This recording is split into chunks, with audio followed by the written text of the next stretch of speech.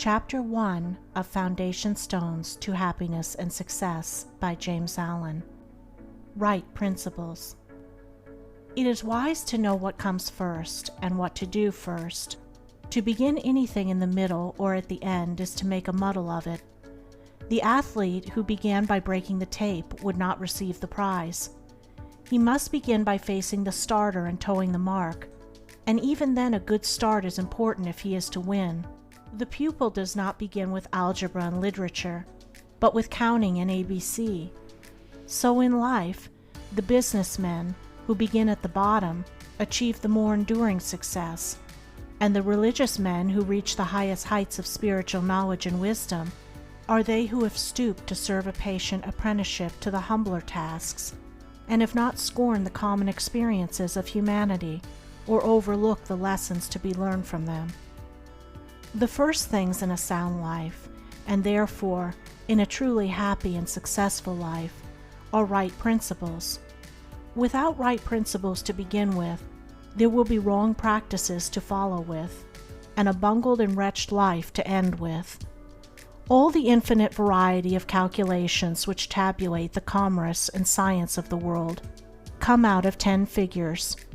All the hundreds of thousands of books which constitute the literature of the world and perpetuate its thought and genius are built up from the 26 letters. The greatest astronomer cannot ignore the 10 simple figures. The profoundest man of genius cannot dispense with the 26 simple characters.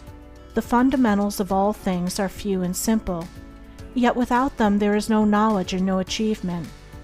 The fundamentals, the basic principles in life or true living, are also few and simple, and to learn them thoroughly and study how to apply them to all the details of life is to avoid confusion and to secure a substantial foundation for the orderly building up of an invincible character and a permanent success. And to succeed in comprehending those principles in their innumerable ramifications in the labyrinth of conduct is to become a master of life. The first principles in life are principles of conduct. To name them is easy. As mere words they are on all men's lips, but as fixed sources of action, admitting of no compromise, few have learned them. In this short talk I will deal with 5 only of these principles. These 5 are amongst the simplest of the root principles of life, but they are also those that come nearest to the everyday life, for they touch the artisan, the businessman, the householder, the citizen at every point. No one of them can be dispensed with but at severe cost, and he who perfects himself in their application will rise superior to many of the troubles and failures of life, and will come into these springs and currents of thought which flow harmoniously toward the regions of enduring success. The first of these principles is duty. A much hackneyed word, I know, but it contains a rare jewel for him who will seek it by assiduous application. The principle of duty means strict adherence to one's own business, and just as strict non-interference in the business of others. The man who is continually instructing others, gratis, how to manage their affairs, is the one who most mismanages his own. Duty also means undivided attention to the matter in hand, intelligent concentration of the mind on the work to be done. It includes all that is meant by thoroughness, exactness, and efficiency. The details of duties differ with individuals, and each man should know his own duty better than he knows his neighbor's, and better than his neighbor knows his. But although the working details differ, the principle is always the same. Who has mastered the demands of duty? Honesty is the next principle. It means not cheating or overcharging another. It involves the absence of all trickery, lying, and deception by word, look, or gesture. It includes sincerity, the saying what you mean, and the meaning what you say. It scorns cringing policy and shining compliment. It builds up good reputations, and good reputations build up good businesses, and bright joy accompanies well-earned success. Who has scaled the heights of honesty? Economy is the third principle. The conservation of one's financial resources is merely the vestibule leading towards the more spacious chambers of true economy. It means, as well, the husbanding of one's physical vitality and mental resources. It demands the conservation of energy by the avoidance of enervating self-indulgences and sensual habits. It holds for its followers strength, endurance, vigilance, and the capacity to achieve.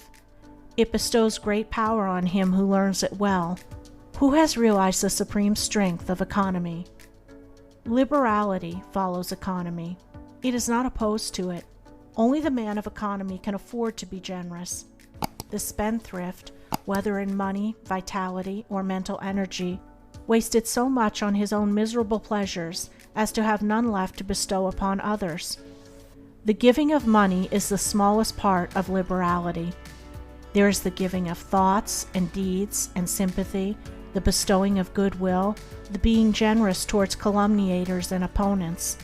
It is a principle that begets a noble, far-reaching influence. It brings loving friends and staunch comrades, and is the foe of loneliness and despair. Who has measured the breadth of liberality?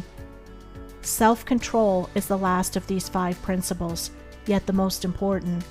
Its neglect is the cause of vast misery, innumerable failures, and tens of thousands of financial, physical, and mental wrecks. Show me the businessman who loses his temper with a customer over some trivial matter, and I will show you a man who, by that condition of mind, is doomed to failure. If all men practiced even the initial stages of self-control, anger, with its consuming and destroying fire, would be unknown. The lessons of patience, purity, gentleness, kindness, and steadfastness, which are contained in the principle of self-control, are slowly learned by men, yet until they are truly learned, a man's character and success are uncertain and insecure. Where is the man who has perfected himself in self-control? Where he may be, he is a master indeed. The 5 principles are 5 practices, 5 avenues to achievement, and 5 sources of knowledge. It is an old saying and a good rule that practice makes perfect, and he who would make his own wisdom, which is inherent in those principles, must not merely have them on his lips, they must be established in his heart. To know them and receive what they alone can bring, he must do them, and give them out in his actions.